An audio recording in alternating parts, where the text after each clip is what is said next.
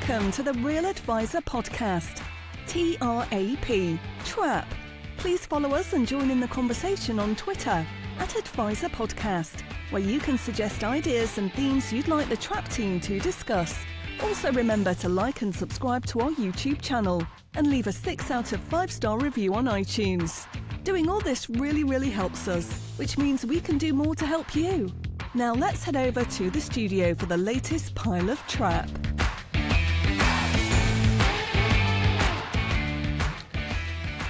Yes, indeed, dear Trappists. Welcome back to what many people are calling episode 46 of the Real Advisor Podcast, TRAP, TRAP. My name is Lick Lincoln, and joining me back in the digital studio of doom are the three other horsemen of the apocalypse.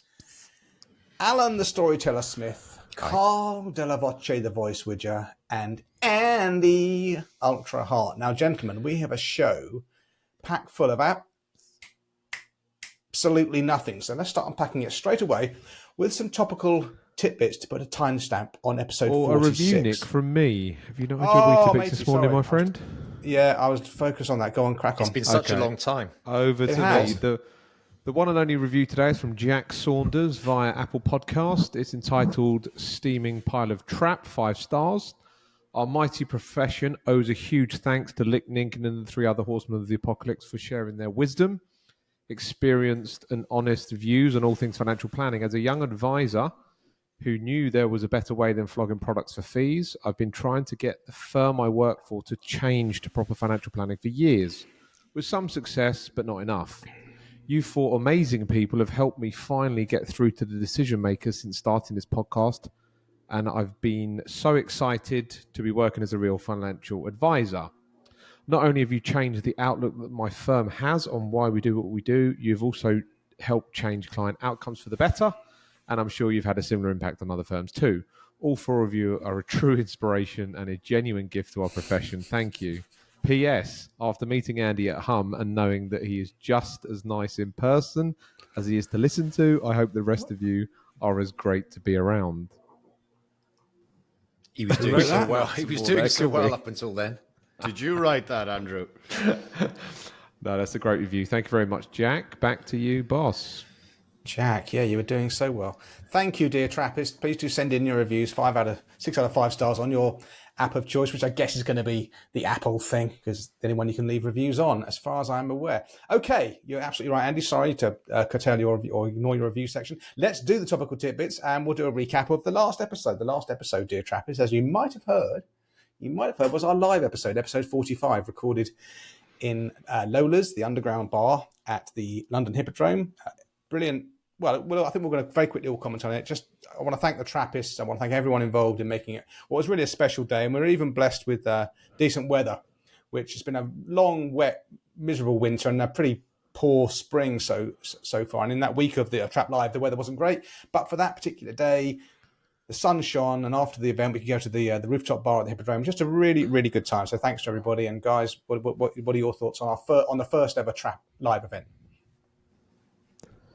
I thought it was great. It surpassed my expectations, which were pretty low to begin with. But I thought, and the word I always use about this is community. It was great to have a whole lot of people there of all ages, all experiences. And they were all it's like we're all in it together. It was, I think it's the only conference I've been to which was sort of supported by alcohol and a free bar. That does help lubricate the conversations somewhat. But you're right, there was, we retired afterwards up to the rooftop bar. And there was so many great conversations happening in the room and on the bar. And I've had quite a lot of feedback from various people who were there at the time and subsequently after it, direct messages and LinkedIn and everything else, just saying how much they enjoyed it. So, for our first effort and putting it together ourselves, I think it was pretty good. Andy, what do you think as a seasoned event organizer? What's your view? Yeah, we won't get into Nick Lincoln's hosting event skills, but he did a cracking job. Be careful what you say, my friend. On the live podcast. No, it was brilliant. I think we did our best show live. I mean, it's amazing. We've done 45 episodes, and the best one we did was in front of a live audience, so it's brilliant. The venue was awesome. Yeah, people were in good spirits. I spent 12 hours in a casino and didn't place a bet. That's a first. So hopefully it's a recurring event. So I thought it was brilliant. There was a few points to note, but that's all sort of boring stuff in the back end. But yeah, it was a fantastic event and everyone had a great time. Over to you, Carl. Yeah, it was just, there was a great buzz for the whole afternoon and into the evening. It was really, really good to feel the energy in the room, and I think that probably helped us guys as well. And it was nice and relaxed. And look, I think the great thing about this podcast is we just say it as we feel it is, and that kind of helps the engagement with the audience. And as Alan said, the chats afterwards were absolutely brilliant. I met so many people who I'm maybe linked in with but never met them before. And it was really, really good. And well done, Nick, for doing all the organising. I thought you chaired it really well, Nick, as well. Fair play. Thank you very much. Yeah, Okay. Well done, Nick. And can I just say one final thing, which is a shout out to the people who helped us organise it and sponsor it to some degree, namely Vanguard and Timeline. Both of which made a financial contribution, which helped us put the whole thing on. It's surprisingly expensive. I've never done these things before, and I was quite surprised by how much it costs to hire a venue, get the AV, get all this, and obviously put a few drinks behind the bar for the attendees. So thanks again to Vanguard and Timeline. And if you haven't yet checked out their collateral, the information that they provided for Trappists, you don't have to have been an attendee at the event. And if you listen to this podcast, do check out the links that we provide. Vanguard are running a dedicated webinar later this month for Trappists, all about Advisor Alpha. So if you're sort of getting any pushback on your value, as it stands for clients and prospective clients, jump on that webinar, register for that, and they provide a hell of a lot of collateral and support and information and research. And Timeline the same. They've got a ton of stuff out there. So do check out those two sponsors. And thanks again to both of them for being helpful to all our efforts that we are undertaking at Trap. Back to you, Nick. And also just a shout out to Dan Haylett, who did a brilliant talk as well. Went down really well. A lot of people commenting on that. And our MC, Amelia Powell, who did a great job as well. Like it was definitely a big team effort. Absolutely. Lots of people gave lots of help to put the show on. It is, as you say, Alan, it is surprising the effort and the time and the input from everybody that it takes. But I think we did it. We were surprised ourselves we did it, but it was great. Really good, really good. Great stuff. Okay, sticking with you, Wodge, the voice, the US Trap. Yeah, so apparently we've inspired the Unlock. I'm just saying that. I didn't hear that from anybody else except... so the Unlock is the US version of Trap. It can be nothing else. Hosted by Josh Brown and Michael Batnick. I'm sure the vast majority of listeners to this podcast would be familiar with those guys. So they have other podcasts and shows and all that kind of stuff. But the Unlock is their dedicated one for... financial planning, financial advisor practice, etc. And their opening show on YouTube was an interview with the great Nick Murray. So it's good to see it. More and more of this kind of stuff that can inspire people to do real financial planning, I think is really good. And Nick Murray, he just endures, in fairness to him. And the interview was about kind of financial advisor proposition, that kind of stuff. So worth definitely looking at that particular episode, but I would say worth subscribing to the Unlock. After all, you can get your inspiration from loads and loads of different places. They're a funny pair, Blacknick and Brown, aren't they? I mean, they're terrible interviewers. They just cannot help but talk and interject. And you've got this great guest here who speaks with barely an or an R, but there are gaps between his sentences, and they just couldn't help but leap in. And all through this interview, they were saying how much Nick Murray has changed their lives and done this and that. All their other work is about what's happened in the market today. And I'm thinking, no, the dissonance is off the scale with those two. Yeah. Anyway, they seem to be popular, which I don't quite understand. But any content with Nick Murray on is very good, even if he's being over-talked all the time, which is bloody annoying. Go on, Andy. You're about to do it yourself. Yeah. Nothing to say. Nothing to say. It's a great. You mumbled something. I fell back in love again with Nick Murray after that. It's the first time I've seen him speak for quite a while, and he's just got such an elegant way of communicating. It's just kind of understated, says minimal words, gets to his point quickly. I just thought it was great. But you're right, it wasn't a great interview because they talk too much. It's good to know that Nick Murray is appearing, albeit by a live video connection, at the CISI conference in October, I think. Yeah, I think I'm going. A few of us are going. I can't remember where it is. Is it Manchester? Manchester, Old Trafford. In October. We'll talk about that. We're all going near the time because I'm doing all three something. of us are going. Okay. Yeah. We're going, Andy, you and I are going as paying guests, Andy, and then we're going to go and carry Alan's ego, as I believe he's a speaker. That's right. We'll talk about that near the time. What else? Right. Next. Oh, good. It gets better. Smithy. Yeah. So just on the same theme and just picking out, and Carl's going to love this. We talked in the past about Bitcoin and Bitcoin becoming accessible via ETFs. BlackRock have now got the fastest growing ETF in history, over $50 billion in assets from launching only a couple of months ago. And up until now, UK investors have been unable to access the same sort of thing. And if they were interested in Bitcoin, you'd have to go around that circuitous route and actually buy it directly. But much to Carl's excitement, there is now availability. It's only in the UK, not sure about Ireland yet, although I think it is sort of across Europe as well. Several companies have now launched a Bitcoin ETF, one of which is a company called Wisdom Tree, which I don't know too much about. I have come across them before. They do seem to offer some quite interesting investment products and ETFs. So Wisdom Tree and a couple of others have launched. You can now, it's an ETF listed on the London stock market, I believe. So it is available.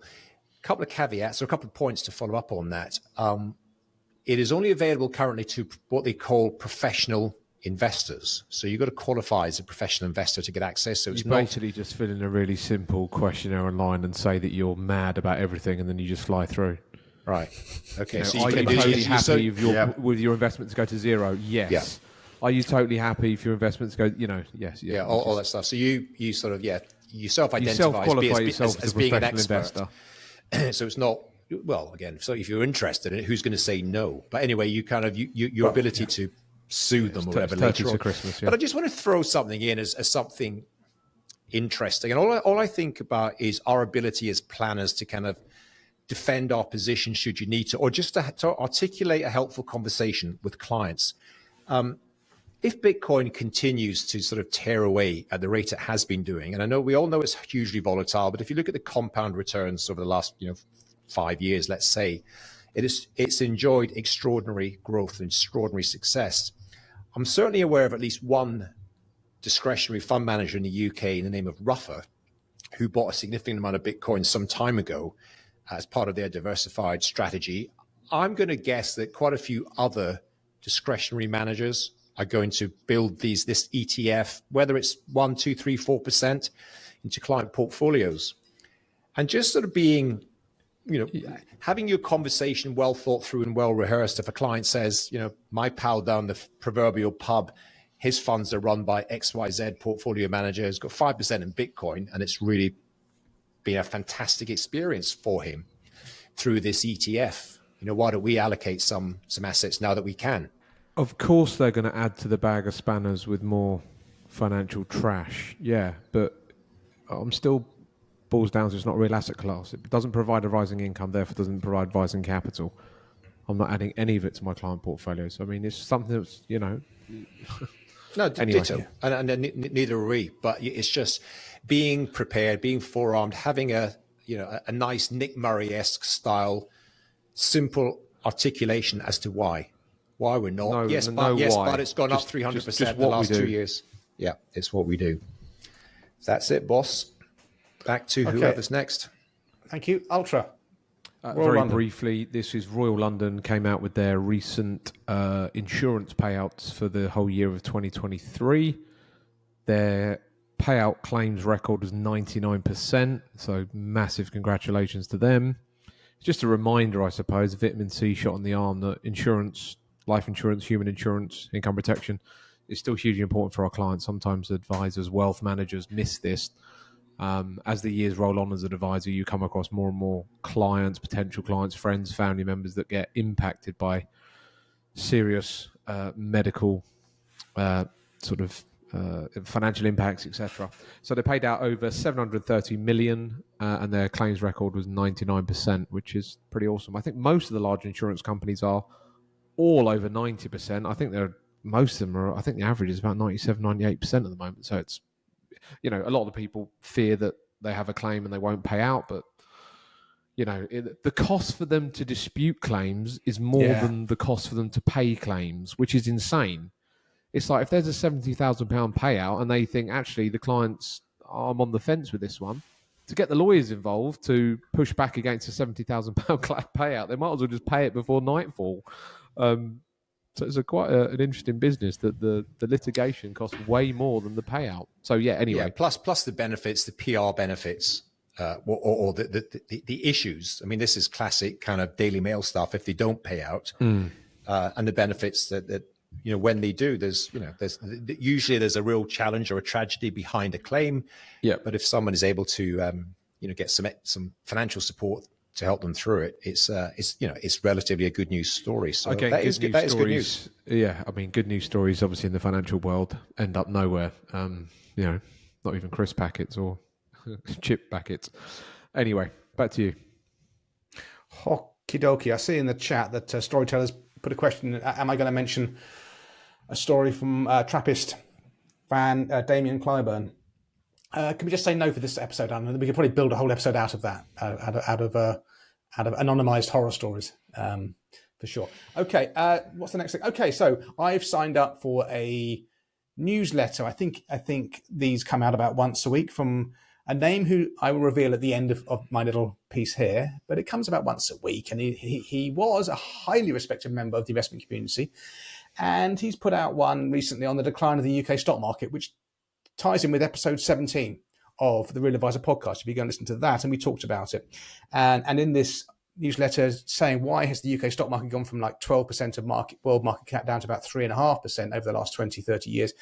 And he mentions the old canard, FRS 17 being the big one, this Maxwell pension scandal thing of matching liabilities to bonds and the absolutely catastrophic effect it's had, both on DB pension schemes and on the UK stock market. He also mentions Brexit, perhaps not in the way that some people would mention. He says that the apocalyptic warnings about Brexit and the dire economic consequences, which never came to pass, did mean a lot of foreign-owned investors left the UK stock market in 2016.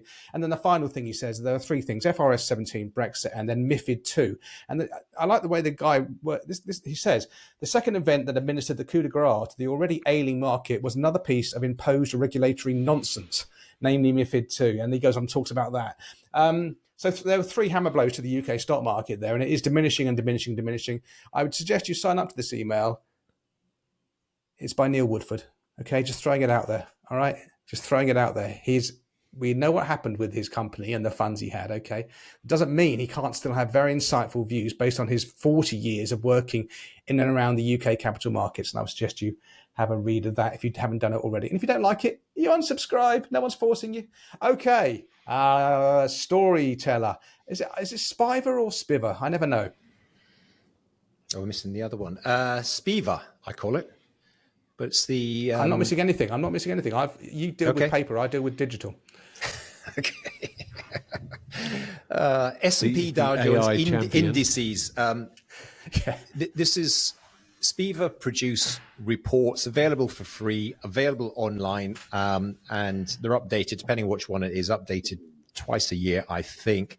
On the basis this is an independent third-party research company. It comes out and it effectively endorses one way or another the four of us on this podcast in terms of our broad investment philosophy. The interesting one that they came out with recently, a couple of weeks ago, is what they call their persistence scorecard. And what they mean by that is the research indicates when they look across the entire spectrum of every type of asset class, every type of fund, every type of style of investing, and they identify the fund managers who have enjoyed a period of outperformance over the previous 12 months. They then track them forward for the following period of time, and they look for persistence on the basis that they're trying to identify whether the outperformance is down to luck or skill. And on the basis that if it was skill, the outperformance is likely to persist. It would stick. You know, if the fund managers were genuinely skillful, they're likely to do it again and again in subsequent years. And they find that that is very, very rare, if non-existent at all. And so you can access this thing. The European one, obviously, they cover the entire globe. But this one is the European one, which includes UK funds, the Europe Persistence Scorecard. And as I say, it measures that consistency. And just to read direct from the paper, it said it shows that regardless of asset class or style focus, active management outperformance is typically relatively short-lived, with few funds consistently outranking their peers. In 5 of the 6 reported equity fund categories and all 4 reported fixed income categories, not a single manager whose performance placed them in the top quartile for the 12-month period ending December 2019 managed to remain in the top quartile for the next 4 years. Bottom line, we know, and some commentators will always point these people, be it Neil Woodford, be it Nick Train, be it Terry Smith, be it any number of other star fund managers.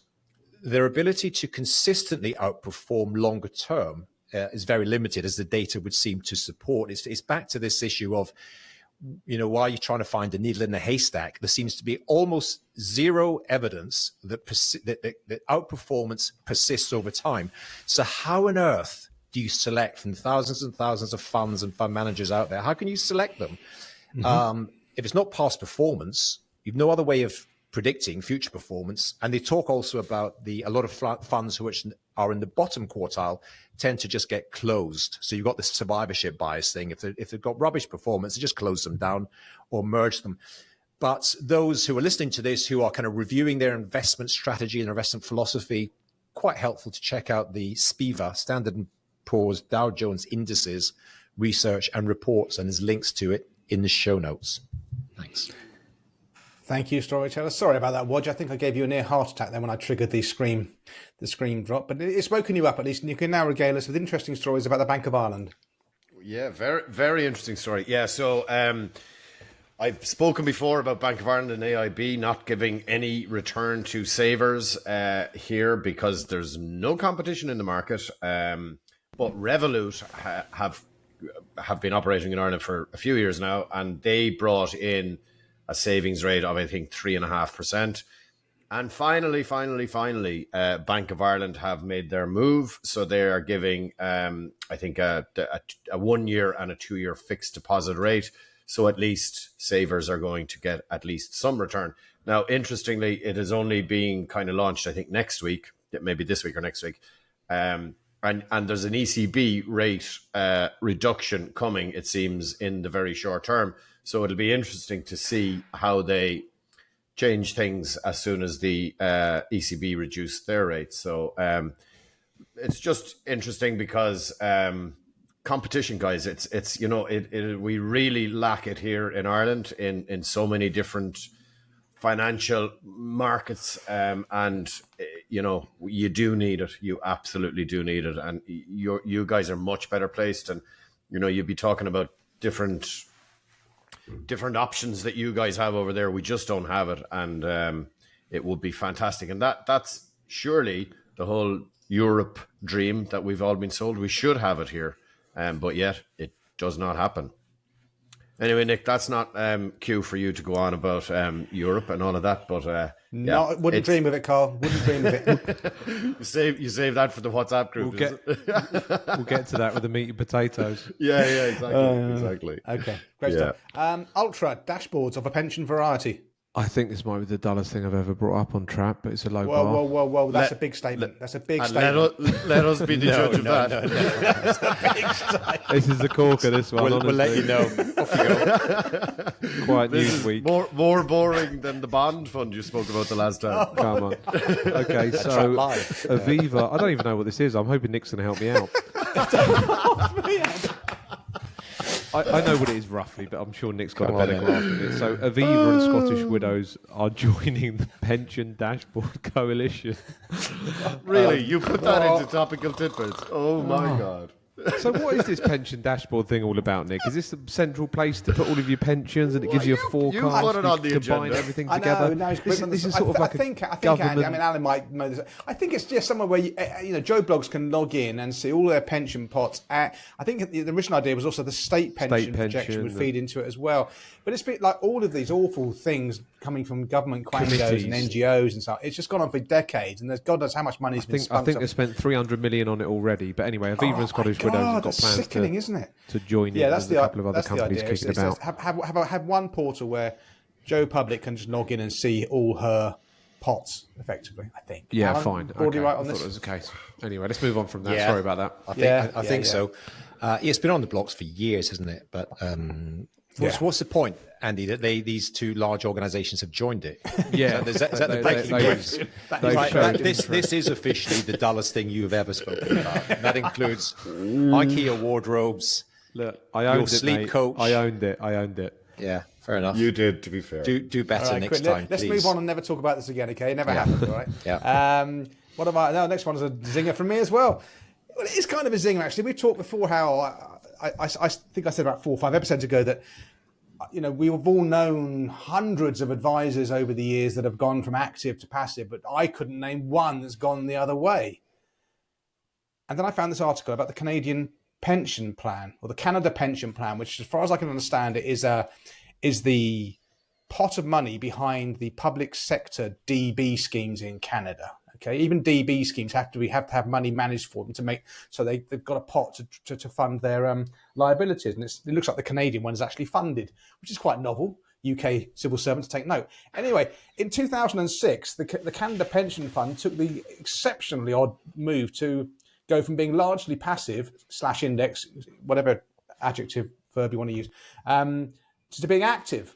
And it's been disastrous. The fund performance en masse for the Canada Pension Fund has obviously lagged behind all of its benchmarks over the last 18 years by a significant margin. And not only that, the underlying grift that goes with being active. They had quite a lean team of administrators for this enormous fund back in 2006. Now they've got loads of employees, loads of investment committees. Their fees have gone through the roof, which of course has a direct impact as well on returns. So there's an example of the worm turning the other way. It's the only one I know of. It's quite a big example, and it's been extremely poor. And it kind of ties in with Storyteller's SPIVA Persistence report card earlier in the topical tidbits. It's just very hard after fees to beat the market.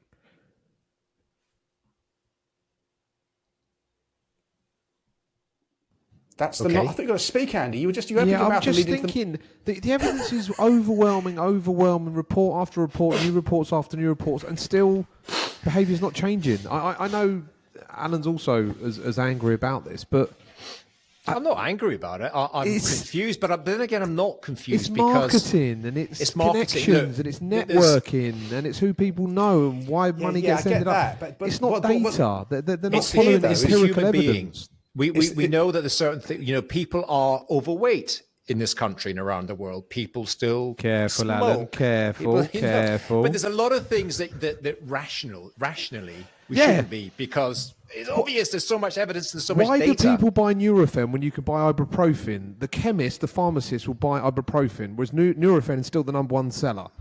People are still going to be buying active funds forever because it's a marketing business, it's their life savings, and they want to be told a story, the dance. Why do people buy Viagra when they can buy what's that other stuff? Sildenafil. Andy. Yeah, when you can fill your stem with that. Very strange. I think what's bizarre about this one is that it's actually going from an index viewpoint where we think once you've made that switch, once the mental switch has gone in your head to indexing, They wanted more it's not juice. sexy. It kind of makes They fun. wanted more. To go back against it. You wonder that's what the thought process is behind that. Some investment committee said this You isn't need good to be enough. doing more. We need You've to got X billion here. It seems far too easy to put it in one fund and employ no people. Buffett says that. He says he goes into enormous organisations, enormous pension companies, enormous countries, tells them exactly what to do. This is Buffett. The moment he leaves the room, they bollocks it all up and get a load of committees in and then do private equity crap, hedge funds of funds. But Buffett says to them, here's the answer. They can't even take the answer from Buffett. So Lincoln Logic's going to work here. Lincoln Logic, they made this decision in 2006 and putting 2 and 2 together and making 17. That was right in the middle of the lost decade. And I bet some consultant came in and said, your fund has gone nowhere since early 2000. Yeah. You're just tracking the markets, blah, blah, blah, blah. That's maybe what it was. It was that right at that worst time, you know, when at their lowest ebb. Yeah, if it wasn't the tech boom and bust, if it wasn't the 11th September, if it wasn't the Iraq War, and then the Great Financial Crisis was also coming down the line, it was just that lost period. And I'm sure then active consultants, investment research analysts, and their retinue of smart people with clipboards, you know, had more of they had more weight in the ears of these kind of enormous funds then than they would do now. You'd hope. But of course, at some stage they're going to have to go back, aren't they, and say, well, 18 years ago we made an enormous cock up, we're going to go back. But that's loss of face. It's also loss of revenue, and it's loss of lots of perky little jobs being investment consultants. So the grift goes on. Okay. I don't know how you say it. It's a Scottish word. Now, how do you say that, Brand? Abrdn. Abrdn. Go on, price cut. Abrdn with their the vowels missing. It's there's an A there and an FYI, yeah. Just the E's missing, by the way. Some of them, yeah, just the E's. Yeah. No good happens when you drop a load of E's, apparently. I just thought it was quite interesting. Abrdn, who for our sins, we have been using their platform pretty much from inception, and it generally works, and it's okay, and it is one of the larger platforms out there now. And I was quite interested to see that they have slashed their fees. I mean, slashed at certain levels of, you know, reasonably sized portfolios. They've kind of reduced them right down to what looks like kind of bare bones, which allows us, as we know, there's sort of generally 3 component parts to an advisory or planning proposition, which is the advisor, us, there's the investment solution, portfolio, whatever, and there's a platform or custodian to host and administer the assets.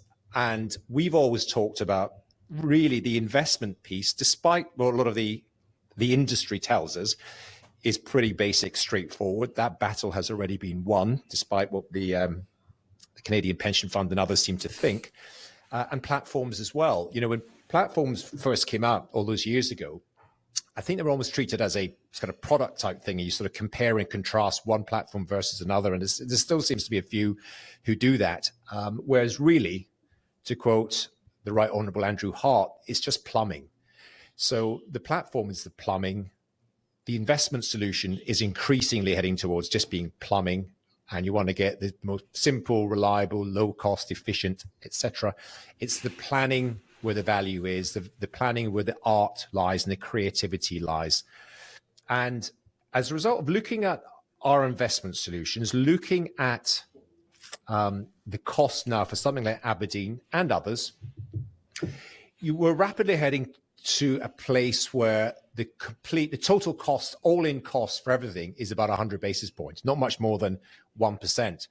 And I think when we get to that level, that is defendable all day long. That's outstanding value for the value that a real financial planner adds. And of course, within that overall fee makeup, the planner receives the lion's share of it, and rightly so, because the planner adds the greatest value. There's a point at which you can't reduce fees any lower, and you want your platform provider to making a margin and be making a profit and reinvesting in developing technology. But I thought that was quite an interesting development from one of the larger players out there. It didn't help the fact that the CEO subsequently resigned the following week after making the announcement. But hey, that's another story altogether. Well, but what are the fees now, Alan, and what have they come down from? It depends on theirs was a fairly complicated. It depended on the tax wrapper and what you're involved in the various layers. Ultra. He said his Viagra delivered now. The guy's knocking on his door. He'll be back soon. But if you've got a reasonable sized portfolio, you're heading towards about 10 basis points for a platform. Yeah, which is you see, this goes back to my point about competition being required. You know, we're still at 40 basis points here. So hopefully, it is definitely a competitive market in the UK, platforms wise. Price isn't everything by any means. We all know firm favorite here or Transact, and they've never been the cheapest, but they're generally pretty good. But yeah, it's just as you build everything and you recognize all the various component parts in the planning experience, and that's where we're heading to. The platform should just be, as I've always said, it should just be like the electricity. I don't know what electricity supply we use in our office, but you expect to flip a switch and the lights come on. You know what I mean? It's kind of like that. There shouldn't be a lot. So it should be largely a commoditized service, and any commoditized service, you're looking for the lowest possible cost that does the job that you want it to do. Precisely, yeah. But if as a consequence of this, you can head to sort of 1 to 1.2 all-in costs for full fat financial planning experience, and it just shows that there's huge daylight between that and some of the really expensive options. It's not all about cost; it is about value. But we're really able to differentiate ourselves versus some of the kind of traditional, as Andy calls them, pirates and pinstripes. Andy? I think around the $1 million plus level, probably quite a few advisors are already there. Typically, their fee might be about 0.7, 0.69. The platform at that fee hopefully around about 0.15, and then you can get one fund solutions that are about 0.15. But at the moment, there's still not any decent, proper global equity funds that are that low, but they're coming down. You can get an S&P 500 index fund for 0.06. But that's too concentrated in the US. But anyway, I'll move on from that. So yeah, definitely 70 basis points for the advisor, 0.15, 0.15. Yeah, that takes you to just under 1%. And that's awesome. They get an amazing global equity portfolio, fantastic plumbing to do with all the reporting and tax and CGT and all that crap. And then you as an advisor. Yeah, you're right. How can they argue with that? But hey ho, we'll see how we get on. Very good. Hockey dokie. So sort of near the end of the topical tidbits, storyteller, Motem or Motem, must be Motem. No, that's Andy. Yeah, Motem, Sorry, that's Harty. me. This is a lady who you might be familiar with, Melissa Kidd. She's just launched a new course called Ace Your Annual Review. She's all about client communication, has got some useful, interesting stuff. I've bought the course, and then I thought I'd email her and let her know if she can offer a discount to Trap subscribers, and she has. There's nothing in this for me, but if you wish to purchase the course, it's Motem, motem.co.uk. Sign up to her newsletter. It is decent, and the discount code she tells me is TRAP10.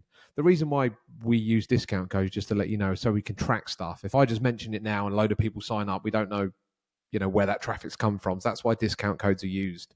Just a little inside track on discount codes. There's obviously nothing in it for me, and obviously she's taking a 10% hit. Anyway, that's that.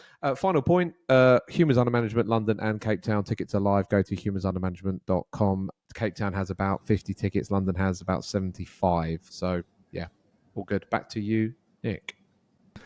Great. Well done. For good So work. wrap up. Is that the last point, Nick? Trap 10. Trap 10 is TEN, not 10 at the end. Great stuff. Right, the last one is thank you, storyteller. Nick. Yeah, it's all letters. Trap 10, TEN at the end. Thank you. Storyteller Kevin Conlon. Yeah, this is quite poignant. I just wanted to use this opportunity to give a shout out to big trap fan, big trappist by the name of Kevin Conlon. I mentioned him in a previous episode. I tracked my first meeting with Kevin back to last year. Was it last year or the year before? When I saw him at Lee Robertson's conference, Progressive Planners. And I'd never met him before. And he came up to me, the coffee thing, and we just had a chat. And he just said, without going through the whole story again, he said, it'd been very inspirational. Love the stuff that you guys do at Trap. He had suffered some pretty serious health challenges, was in hospital. He had been a kind of city broker type guy. He'd worked for a hedge fund, working crazy hours, earning a lot of money, had some serious health issues, including a heart issue, and unfortunately got cancer, and was in hospital recovering. And he just decided he had to have a career change. I did mention this before. Listen, it was very inspired by our ramblings on Trap. And then so I just randomly bumped into him at this conference, and he shared that story with me. Subsequently met up with him once or twice, and he's just a really, really lovely guy. And he was looking to develop a career in financial planning. He'd spoken to a few firms and was kind of on the edge of, getting a job and working in a planning company. He passed all his exams under his own steam by himself. Anyway, wanted to progress. And I just caught up with him recently. I said, how's things going? And he said, unfortunately, the cancer has come back. It's pretty serious now, back in hospital, back in for a load of tests, back in for chemotherapy and a bunch of other stuff. And he was still pretty positive. I think I'm going to meet him again next week. He's kind of out and about, but going through what sounds like, pretty intensive treatment and hospitalization. And I just wanted to take this opportunity to just remind ourselves that, sometimes life comes at you, and it comes at you in all sorts of negative ways. And it's just a brief reminder is that you don't know what's around the next corner. Enjoy your moment, be grateful, and really just to wish Kevin all the very best. He's beaten this once, he can beat it again. Big shout out to Kevin Conlon, and wish him all the very, very best from us at the Trap Podcast. Yeah. Good luck, Kevin. Good luck, my friend. Well Good said. luck. Well said, and good luck, Kevin. Yeah, nice. Nicely done, Alan. Okay, so we're at 41 minutes into episode 46 of the Real Advisor podcast. I think it's time we moved on to the meat and potatoes of this show, and we the Trap Pack had some internal dialogue before the show on this subject. Do we talk about it? Do we not? But I think it is so apposite. It'll be the first time in the history of Trap we've spoken about it, because it's the first one in the history of Trap. That is a general election and the thorny subject of politics. Do you talk about it with clients? Are you on the front foot with it and acknowledge it with clients, or do you not talk about it at all? And if you do talk about it, how do you talk about it? How partisan do you think you should be? Should you be partisan at all? Very, very thorny subject that can quickly alienate you. The three things you don't talk about are the sex, religion, and politics. Well, we're going to talk about politics today, or we're going to talk about whether you should talk about politics with your clients. And I'm going to lead off on this. Before you do that, I'll put a link to it in the so-called show notes. There's a website that Storyteller brought up for us called politicalcompass.org. It takes about 10 minutes. You answer about 24 questions. I think it's around that. And it gives you your political leanings. And 3 of the Trap Pack have done this. Carl, who's a little bit dusty today, I think we can say that in all fairness. He opened the bottle of Harvey's Bristol Cream lurking at the back of the drinks cabinet, and maybe had one too many of those yesterday. It is a bank holiday in Ireland. It is a bank holiday. It is a bank holiday in Ireland, and I'm doing this podcast today. Yeah. And anyway, I'm really looking. He's been for a run just before the show. I'm actually in the toilet. So we did. Anyway, I can't wait for this piece. Yeah, I know. And we all graded our scores out there, and we were all pretty similar actually. I came slightly more, what would you say, laissez-faire on the economics, but we were all pretty much in the middle on our. I don't know how you achieved a score of what you did, Nick. So far right, it's unbelievable. No, so far laissez-faire. There's a laissez-faire. You judged small states. Two things, isn't it? It's the economy. Economy is left, right, and then authoritarian or libertarian is north, south. And we all scored south on that one, which is good, under the line. We're libertarians. We believe in I was to the right freedom. on that line, which means I'm the minimal state, minimal taxation, which wouldn't surprise anybody. Yeah, but I thought I answered those questions on that persuasion, but wow, okay. Yeah, I mean, they never. Sometimes the answers are the ones that you just choose the answer that's the least wrong for you, don't you? You've just got to go with. There's only 4 options in the answer. It's worth doing, though. It's quite a good test. It's worth doing. Anyone's listening to this, check out the link and do your test just to identify what your politics actually are. And even the questions it asks you, you're a bit like, oh right, is this all politics? It's quite insightful from that point of view. Yeah, anyway, we got confirmation that the echo chamber is working perfectly. We all believe the same thing. Absolutely perfect confirmation the echo chamber is working. Working. Echo. Okay, so politics. I'll lead off on this one. Do we talk about it? The 4th of July is going to be, isn't it? We all saw the chaotic announcement with the Prime Minister getting drenched. And then you had that guy playing the Things Going to Get Better tune in the background. I mean, it was just shambolic. And then the next day, Sunak goes to meet some Welsh working class people, and he's obviously ultra poshly sitting down with them and saying, "Are you looking forward to the Euros?" And then someone pipes up, "We didn't qualify for the Euros." And literally the next day, he goes to the shipyard in Northern Ireland where the Titanic was built, and of course the journalist says, "Oh, so you're part of the greatest sinking ship ever, aren't you? Is that why you've had this thing here?" 3 days on the bounce of just the most disastrous launch. It is what it is. And I think Didn't he get the sleeper train up to Scotland and he flew back in a helicopter?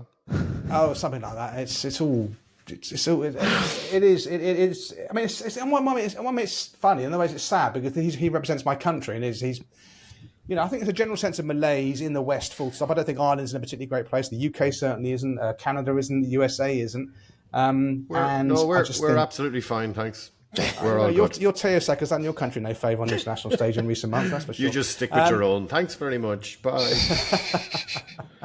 And I just think there's a general sense of doom and gloom, and I think we need to be positive. I think, I have this hat tip essay that's going out tomorrow, and I have a disclaimer at the top saying that I think the current crop of MPs across all the parties is really low caliber. And I think if you're going to talk politics with clients, you've got to be even-handed about it. I would personally say avoid being too partisan, because you're going to talk to people that's going to either they're not interested or it's going to just piss them off. So if you're going to take a view across the board. So I think across the board, I'm saying to my clients, yes, the politicians are really bad. This current crop of politicians are really bad. Worst they've been in my lifetime, and I don't think they're going to get any better on the 5th of July. Having said that, there's cause for great optimism, because ultimately politicians don't change our lives that much. If you have the power to be the change, and that's the message I'm going to get across to my clients if they talk about the election and what's going to happen. Change lies with you, okay? Be the change you want to see. You have the power to change your lives, take ownership of your lives, have a plan. Just because the political administration changes, we don't change the plan. Political administrations last 4 or 5 years, and then there's another one comes in after that, and another one after that. Well, your financial plan, your life plan will last the rest of your life, and you just try and be cognizant of that. The good news is that Sunak called an election with a very short run-in time, so we've only got like 5-6 weeks to suffer it. The bad news is we've still got 5 to 6 weeks to suffer it, right? And it will be insufferable. So, my ongoing mantra about turning off the news, it really won't affect you. To paraphrase Nick Murray, administrations are temporary, financial plans are permanent. Just stick with your plan.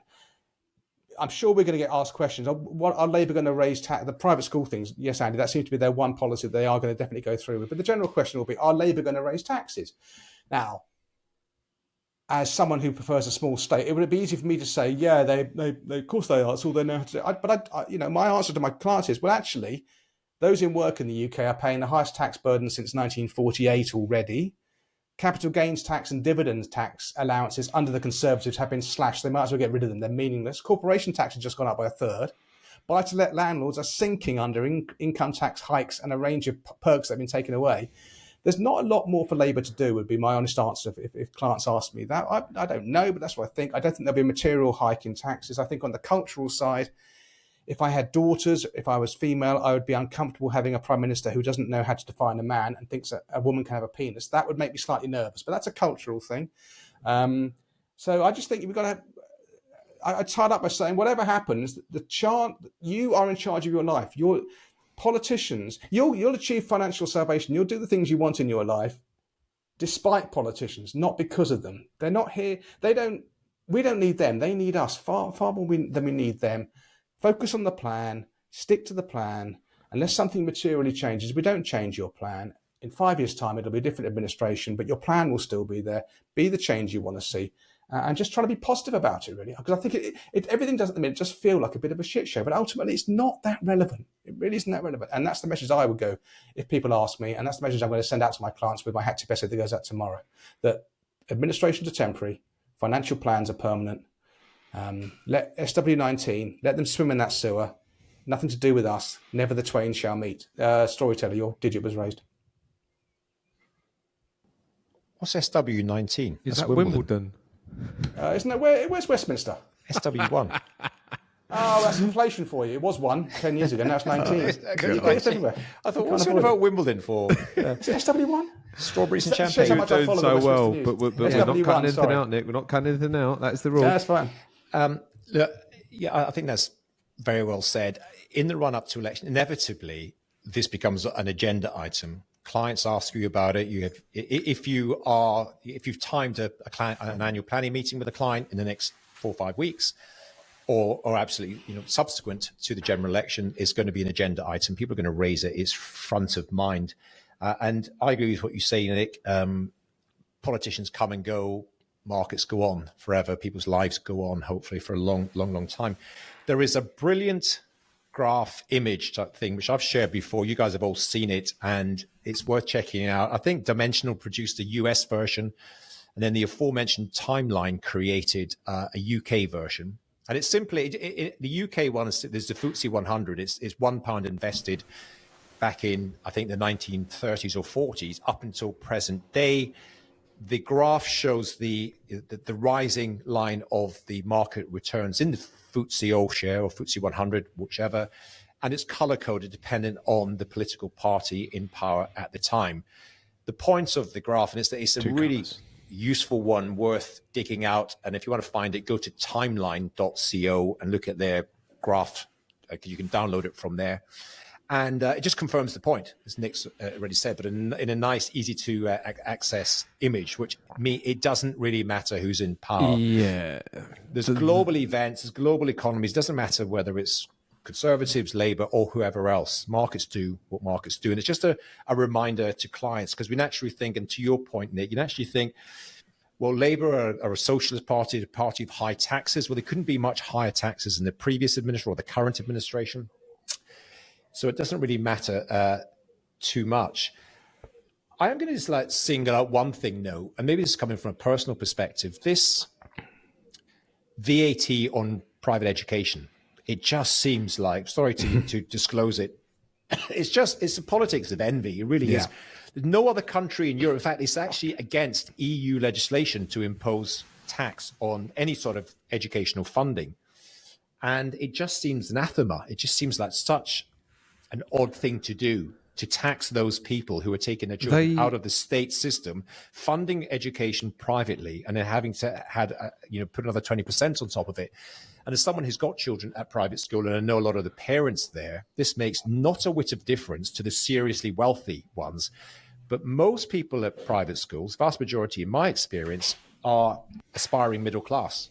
That's all they are, who are already paying significant amount of tax. And to put that on top of that, if you've got 2 or 3 kids at private school, that seriously will challenge your family household budget. And it may mean that people will have to take difficult choices and take at least one or more of their children out and put them into the state scheme. Now, that's all I'm going to say. But that's going to be 70,000 children, Alan, as a rough guesstimate. 70,000 children are going to leave the private system, going to the state system. It's just going to overwhelm. I've heard higher than that. It could easily be 150,000 plus. Okay, which is not sustainable. It's already saying we don't have sufficient secondary schooling. It's insane. Blaming the current government. It's insane. Doesn't make this. And I think the only other point I'll make here in relation to politics and government is it doesn't half confirm the benefits of a forward-looking, proactive financial planner, because not just the education fees, but the pension legislation. They've already talked about putting back the lifetime allowance on pensions and a bunch of other stuff. So you want to have somebody in your court who's helping you navigate the sort of future issues and challenges. So, as I say, politicians come and go, financial planners go out for life. Who's next?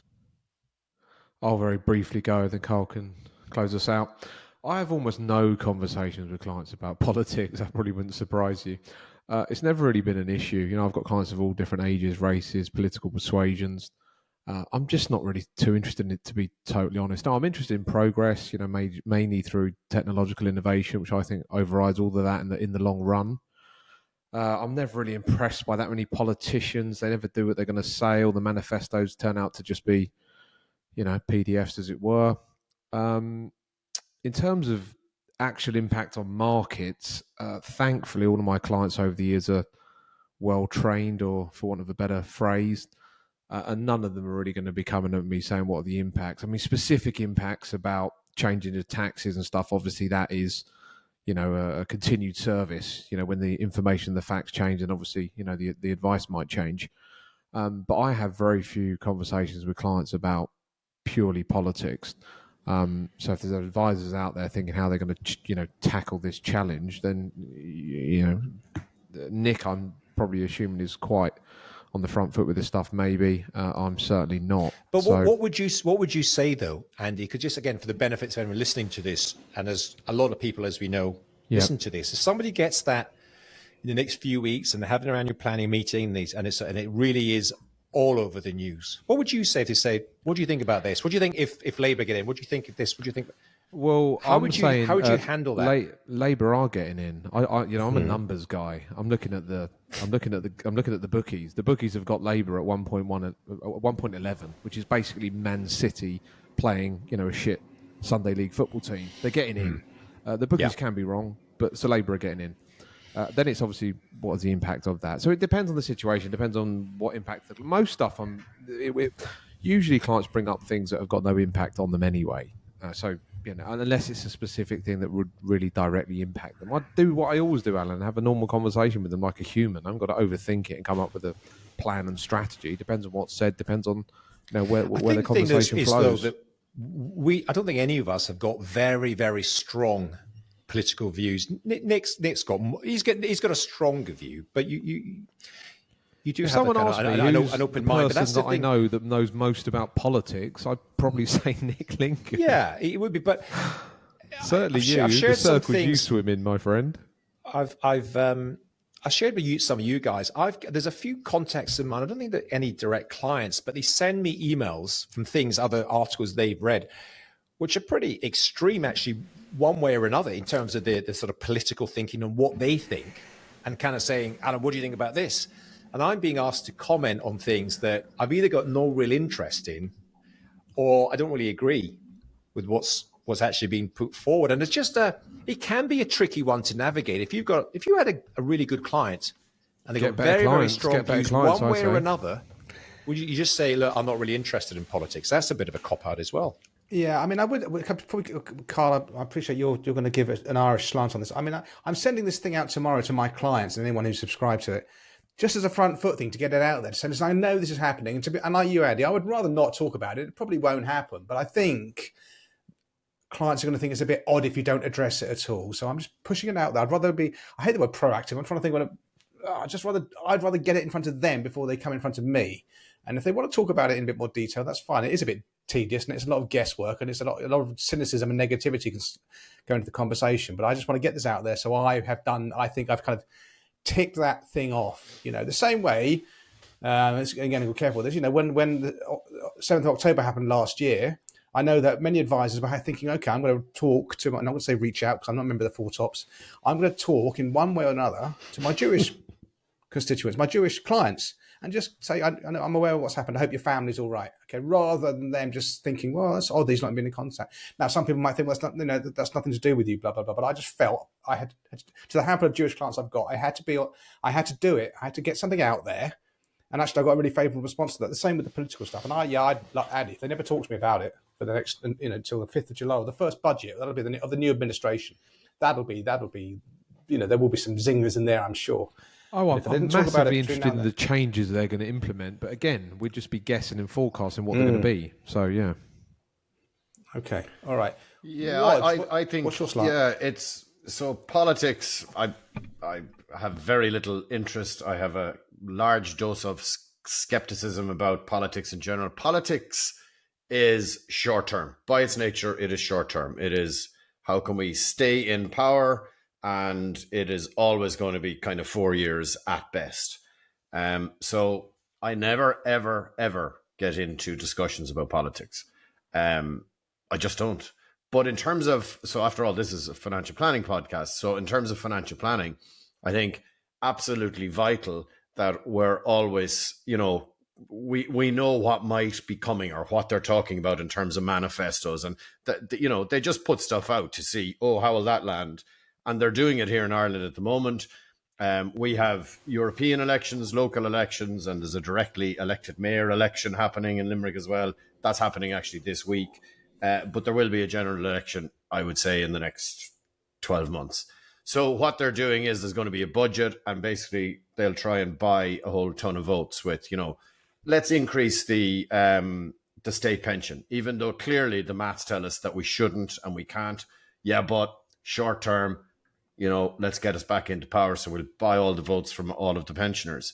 But here we've got a kind of a disconnect between capital gains tax and exit tax. So I've spoken about this before, where if you buy a stock, an individual stock holding is 33%, whereas if you're in an index fund, it's 41%. It's exit tax. They're talking about closing that gap, whether they'll go all the way. They're talking about increasing the standard fund threshold for pension funds from 2 million, or it's actually 2.15 million. They're going to increase that. That's the kind of stuff as a financial planner you need to be all over, and you need to know. And that's why, for me, when people talk about doing it, DIY people in terms of their pension funds and their investments, that's why it can't work. That's why it will never, ever work, because you can't possibly know all of this stuff that we're doing day in, day out, that we're listening to day in, day out. So for me, politics, irrelevant. I never comment on it, on social media or anything like that. And I don't, people often say, what happens if Sinn Féin gets in here in Ireland, right? Well, I don't know, because people are going, oh, they're totally anti-business. You're going, yeah, well, they're not stupid either. So, and let's not, assume what might happen and how bad it might be, etc. But financial planners need to be aware of policies that might be coming in. It is not hard to be on top of that, because they'll put it all out there before they actually introduce it, just to see how it lands. So for me, it bores me anyway, the topic, and I am a huge skeptic. The thing is, though, when you have in any event, but certainly if you're going to have a change of administration, the talk about what might happen, as you mentioned, Carl, and we have all these things that are forever, and particularly pensions in the UK, which historical were extremely generous from a tax viewpoint and have now been curtailed over the years. And there's a lot more limitations, but inevitably you get talk of the pension commencement lump sum, previously known as tax-free cash, and a bunch of things like that. And we always get, it's always, every budget, there's a whole lot of things that may happen or have been mooted as might happen. And I've known people who have taken action on that to anticipate and to protect, but using current rules. And so, for example, they've crystallized pensions, they've taken tax-free cash from it. And I don't know about you guys, but I've always said, well, we can't. You don't know. There's nothing. And often things never change, they haven't changed. And people have taken action. There's a fine line between taking sort of preemptive action, sort of if you know something it's been really, it's pretty much guaranteed to have to happen. But what do you do for those? Yeah, and Nick, I know you've got a point, but you can only, as Andy's already said, you will change when the rules change. You're alive to possibilities. Yeah, when the facts change, the advice changes. But yeah, until the facts are clear, taking action on that is high risk, business risk. Yeah. Carl, what are you going to say? Something? I'm happy to wait. Yeah, well, so a perfect example of that is, so the exit tax is triggered when you draw out money here or on the 8th anniversary. So, and we have this perfect an example of this, right? So a client needs 200 grand out of their portfolio, and they're going to trigger a tax event as soon as they take it out. But they're in no major rush to do it. And we're like watching the Minister for Finance's speech, and he's saying, this is, he's not ever going to say straight out, we're going to reduce it, but he is basically saying it, right? So we're just saying to the client, just hold tough. And another perfect example is, they're talking about increasing the SFT. I have a client who's just right on it, and he's going, should we trigger? And we're going, just hold tough, a month or two. So to your point, Alan, you don't want to be making guesswork, right? But if there's stuff you're pretty sure, and really it doesn't matter if you just hold on a couple of months. That's the benefit of financial planning, because if you have a client who's coming in for their annual planning meetings, you've got a really great financial plan done, it then boils down to financial engineering and just having someone in your corner guiding you, just steering the ship as you go. So I think that's where our value is. But trying to guess who might be in power or where markets might go, no, just can't do it. You've mentioned it, Carl, but I'll just sort of hammer it home. Yeah. So the DIY no help option versus the help option, we talk about that quite a lot. But you're right. When there's a change in legislation, us financial planners are flapping around thinking this is going to be big, but we don't know exactly how this is going to be implemented. And then one bright spark financial advisor says, this is what I'm doing with my clients. And we all go, this is a genius idea. We're all going to do that. Or one of the big providers comes out with a technical presentation that shows us the impact's not that bad if you just, send this form off to this person and flick this switch over here. So usually people within the profession come up with elegant solutions to these new changes. But you're right, as a DIY client, no help, and there's a big change coming down the pipe. There's almost no chance you're going to find the elegant solution. So yeah, just hammering it home again for ongoing financial advice. Back to you, Nick. Yeah, just maybe closing up on this. I think Alan made the point that people taking preemptive action about what might happen, crystallizing pension funds. These are massive decisions that can't be unwound. But there are other things, I suppose, that people will try. So literally this morning when I turned my email back on, because I turned it off over the weekends, I had an email from a client. She sent it yesterday to me. She normally pays into her pension at the end of the tax year, despite my best efforts. And she said to me, I want to pay it in now, just in case. And that kind of thing is, I mean, I get that kind of thing. We'll probably get some more of those inquiries. There's no harm in, the earlier the clients are invested, ultimately the better for them over time. So that kind of thing, I think that's perfectly fine, and I'll run with. I'm not going to go out on the front foot to clients and say, I think you should pay in advance of the fact, because it might not happen. But if clients want to do that, nothing detrimental about doing that, and they can afford to do it, crack on and do it. I would say. I could be wrong. It's highly likely, but whenever there's been a change, you've always had a period to take action. I don't think they've ever said at 4 p.m, at 5 p.m, entrepreneur's relief is gone, for example, or what it's called budgets do. They will do. They'll say, like, if they dick around with the annual allowance, they'll say from the time of this speech, it's going from close of business tonight, it's going down. From what they don't do is retrospectively say. I thought there's always a period. You've always got a period. It depends. It depends. Historically, you always get a notice period. These things nowadays are well flagged in advance. You've got all the various kind of tax quangles that exist. And the press, I mean, the budget increasingly, or the autumn statement, or wherever it's been, is increasingly an absolute waste of time. Everything significant has been flagged up in advance. Yes, I think that's done as well. They're testing the water. They're testing the water. If there's an absolute outrage, they might tweak it. Yeah. How will this affect our party's position in power? So that's why it's all. Yeah, it drives me mad. Interesting on the current administration's plans to introduce a British ISA, which we've talked about in the past, but Labour have said if they get in, they intend to roll it out. So we don't know it's going to be short-lived. It's a waste of time. Don't pay any attention to it, because it will never happen. Well, this is to revive the UK stock market, isn't it? Yeah, but it will have an impact. For all the reasons. No, it won't, because you'll invest in HSBC, who earn all their money overseas. It won't raise capital for British companies. It will not. I get that. I said it will impact. There are better ways of doing this. The FTSE 100. The FTSE 100 will have a slightly better period. For those people who've got an extra 5k to invest in their ISAs, assuming they've already done their 20k, is a tiny percentage of the population, and 5k is a piss in the wind. I'll lend you $5,000 to do your British ISAs. Don't worry.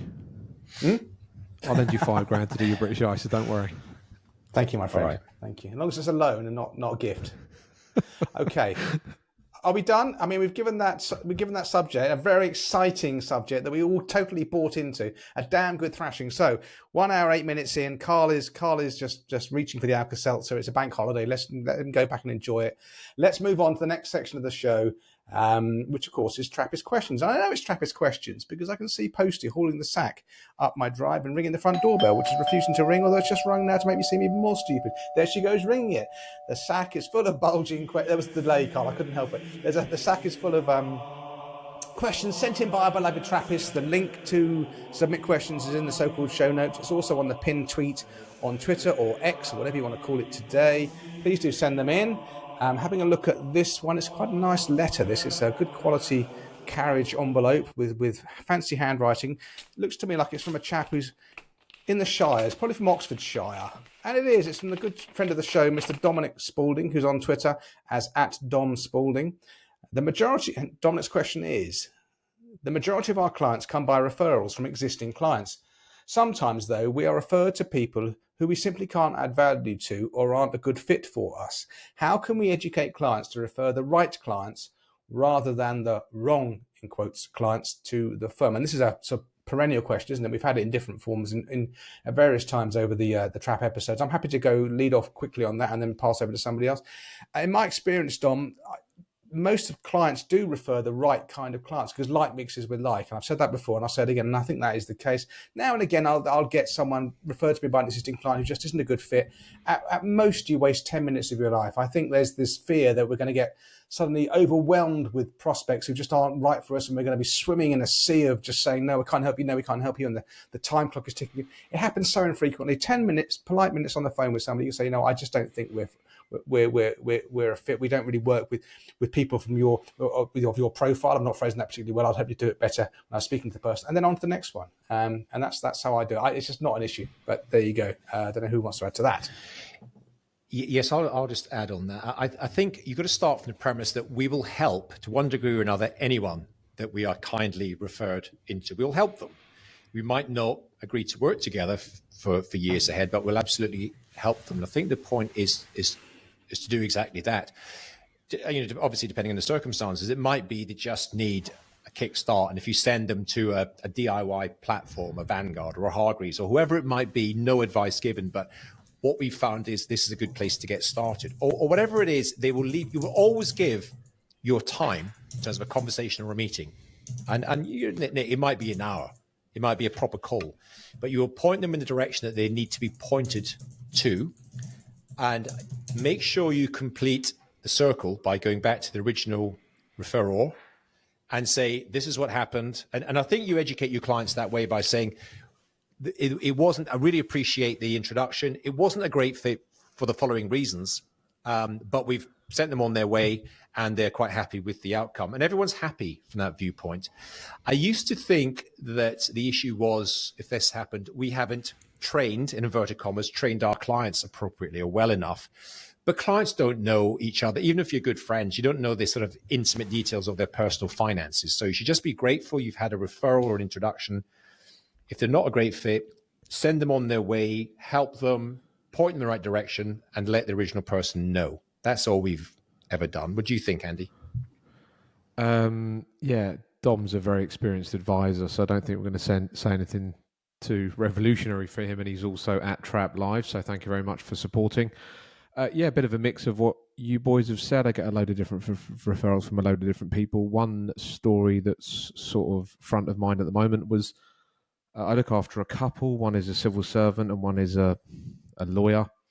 The civil servant passed me 2 clients and I thanked them on email, and then the lawyer part of the couple called me later on that day and said, just so I know, because she also does quite a lot of networking with other lawyers.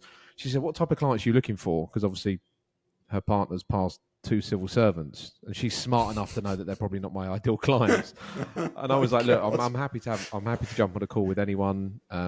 As Alan said, we'll help out people and point them in the right direction. Give them 5, 10 minutes, 20 minutes, 30 minutes of wisdom that will, hopefully guide them, direct them, whatever. And then I basically said to him, I'm looking for clients sort of about 10 years away from retirement, and ideally have got a few quid, probably minimum about, £500,000 to invest or whatever. Again, it doesn't matter if you be a bit more specific with the numbers. So yeah, a bit of a mix of everything there. Over to you, Alan. Carl. No. I'll just add one last thing. Look at him. He's a lost soul. Yeah, no, he just can't wait to finish. We won't be long now, Carl. Almost there. Hang in there. One last thing that I think can be quite helpful. So we do get some people who are referred to as what I would call very early days of their investing journey. And honestly, they don't really need us. We help people solve complex problems. That's kind of what we do. And somebody who relatively early on.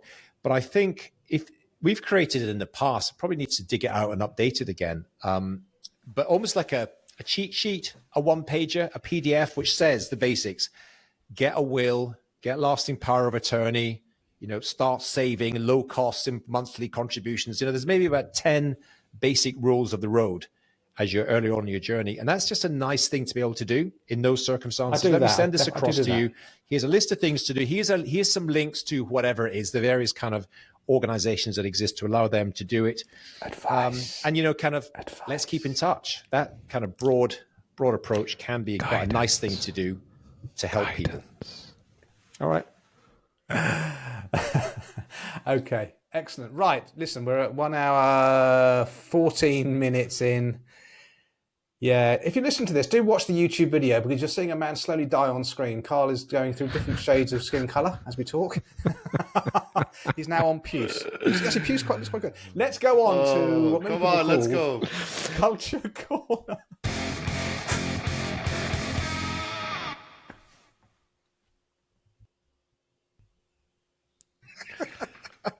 Alan, you Carl banker on got worried wheels. there. I know. Carl got worried. He thought it was him. So he saw his face. Wake up, my Carl. No, but I'm going first. Don't worry. Culture Corner. Interesting things we come across which are worth checking out. I've been subscribing and reading to a weekly blog / newsletter called bankeronwheels.com. Which is a guy I've actually spoken with, the author. He is historically has been a portfolio manager, an investment manager, Close personal friend? an expert. Yeah, I think he's becoming a close personal friend. I think he is. It's early days. We've only met once, but that counts. Thank you for reminding That's all me. it takes. Yeah, that's what, you usually don't even have to meet. Did the just tear decide. whisperer come out or not? No. That's a whole other story. Oh my God, the tear whisperer. No, it comes out every, I think, Saturday morning. I tend to read it. It's quite in the weeds, but it's a lot of stuff. The guy's an expert, and he's now actually and he's got to remain anonymous because he's still on some non-compete from the organization he used to work for. He'll be out of that soon. But he's a deep subject matter expert on a lot of things in our world, and he writes some really interesting. He sort of collates, if you like, all the stuff that's come out over the previous week, all the various sort of newsletters and articles.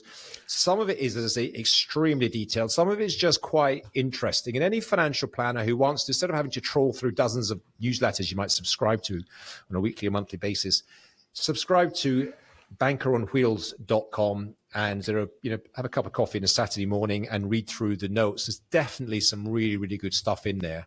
Highly recommended. I thank you.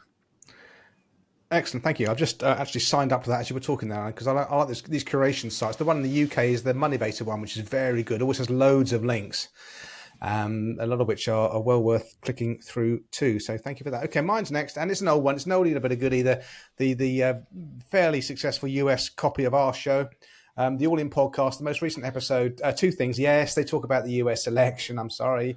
If we think our election matters here, if we think the Irish elections matter, the big one matters over the Atlantic, and it's happening this year. Interesting how all four of them, maybe David Sachs not so much, but the other three are all kind of classic Silicon Valley liberals, and they're all kind of thinking, not sure where that quite sits with me anymore. Even people like Chamath Polly put the kettle on, who's not a political person, is expressing views. So interesting. They also talk about the Wuhan lab leak. I know this is a trigger thing for me, but even slippery lefties like Calacanis are now saying, "Oh, I knew it wasn't the wet market. We knew it was kind of the lab leak. You didn't know it, you liar." They're trying to go back in time, but it's interesting how that is now closing around Fauci.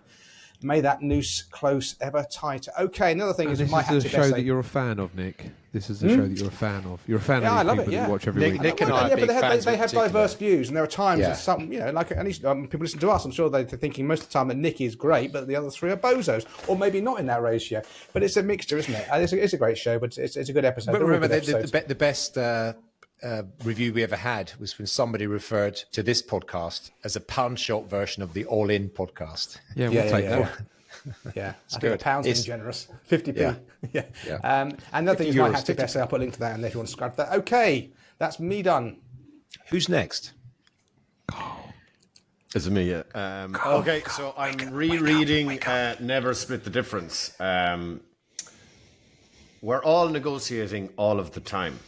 And this book I read, it's probably 3 or 4 years ago at this stage. And I've been involved in a few kind of tricky discussions over the last while. And I felt, do you know what? I need to reread this book. So I started again. It's by a guy called Chris Voss, who's an ex-FBI negotiator. And it's really, really good. And there's stuff that you can actually implement into any discussions you're having. And they do work. For absolute sure they do work. So highly recommend everyone reads or listens to that book. Just out of interest, Carl, are you listening to it or reading it? Because I know you've got an Audible link there. Listening. Yeah, I'm just. Yeah, I'm I just was going. I was struggling with something like that, which is detail oriented, just to listen to it. I listen to fiction. Just on that, and I endorse. I think we've all read it. I've read that as well. I've seen him on podcasts and things like that in the past. Very, very good, Chris Voss. The one direct thing that anyone listening to this could take away from it: if you've ever been ghosted by a prospect, you've had a good conversation or a good meeting, and then you do a follow up and nothing, and it's just like given up on his project. Radio silence. There is an email wording that he provides within the book, which is worth the cover of the book alone, which just, it tends to work 9 times out of 10. Yep. If nothing else, to flush out this prospect from taking a decision, if they're just not responding to you in any way. So this direct application to the work we do. Yeah, good shout. Good shout, Cole. Yeah. Yeah, you basically type the email as, "Hi, Alan. Have you given up on this project now? Kind regards," something like that. Well, there's a lot of behavioral science around it that he learned from hostage negotiation. Human beings do not like to say yes to anything. Basically, to most things, certainly if they're in a position where they're going to decide whether to engage in we like to say no. And he's got a range of wordings which can be adapted to our world, which is, very applicable. So what's yours, Mr. Hart? Oh, over to me to close the show out. It's a podcast recommendation from Abraham Okinsanya. I believe it's called Advisor 3.0. It's one of the founders of Octopus, and Octopus are an incredibly entrepreneurial company. They've set up tens of companies in various different businesses and industries. They're an awesome company, huge now in the energy space, and they also own Seckle, which is a company that will be making waves within our space. So Abraham, in his full glory, interviewed Simon Rogerson of the Octopus Group. If you're into business and business stories, it's definitely worth a listen. Much better than Bulletproof Entrepreneur. Okay. Yeah, I know Simon. I'll have to get him on the award-winning Bulletproof podcast. And talking of it's also, I haven't listened to it yet, but Dave Ferguson of Seckle is also interviewed by Abraham. The sun is out in Ireland, man. Come on. Okay, it's bank holiday. Lovely. The sun is out. What more could a man want? Thanks very much for that. Well done. All right. We're all done. Let's get out of here. All right. Should we start again with topical tidbits? I don't think we did. No, we won't do that. All right. That is Carl. That is a wrap for this episode, dear Trappists. Thank you for your precious time and your input into the show. Please do rate and leave a review, 6 out of 5 stars. But even more importantly, make sure you subscribe via your podcast app of choice. Every other Thursday morning, a fresh pile of trap will land in your phone. You don't need to do anything. Just sleep. 1 a.m. There it is. Also, do likewise with the YouTube. Until the next time, dear Trappists, take care out there. Adios. And we'll see you on the other side. Goodbye. Bye. Goodbye. Thanks, guys. I really enjoyed that. Thank you. Go back to bed now. You're the one having all these stupid bloody bank holidays. Don't blame us. Jesus Christ. 27 a year, I think.